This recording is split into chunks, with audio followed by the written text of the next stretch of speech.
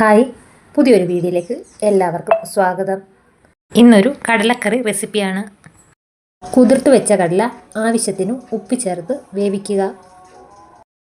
സവാള, വെളുത്തുള്ളി, ഇഞ്ചി, തക്കാളിക്ക എന്നിവ അരിഞ്ഞെടുക്കുക. എണ്ണ ചൂടാകുമ്പോൾ കടുക് പൊട്ടിച്ച് അതിലേക്ക് കറിവേപ്പിലയും സവാളയും ചേർത്ത് വഴറ്റുക. സവാള എളുപ്പം വാടിക്കിട്ടുന്നതിന് വേണ്ടി അതിലേക്ക് കുറച്ച് ഉപ്പ് ചേർത്ത് ഇളക്കി കൊടുക്കുക. സവാള കുറച്ച് വാടിയതിന് ശേഷം അതിലേക്ക് അരിഞ്ഞു വെച്ച ഇഞ്ചി, വെളുത്തുള്ളി എന്നിവ ചേർത്ത് നന്നായി വഴറ്റുക. അത് വാടി വരുമ്പോൾ അതിലേക്ക് അരിഞ്ഞു വെച്ച തക്കാളിക്ക ചേർത്ത് നല്ല രീതിയിൽ വഴറ്റിയെടുക്കുക. ശേഷം അതിലേക്ക് മുളക് പൊടി, മീറ്റ് മസാല, മല്ലിപ്പൊടി, മഞ്ഞൾപ്പൊടി, കുരുമുളക് പൊടി എന്നിവ ചേർത്ത് നല്ലതുപോലെ ചൂടാക്കിയെടുക്കുക. ഇതിലേക്ക് വേവിച്ച് വെച്ച കടല ചേർക്കുക.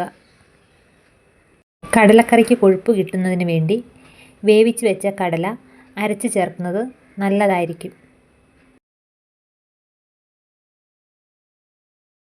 കടലക്കറി ഒന്ന് തിളച്ചതിന് ശേഷം അതിലേക്ക് ഗരം മസാലയും കറിവേപ്പിലയും ചേർത്ത് ഇളക്കി വാങ്ങുക.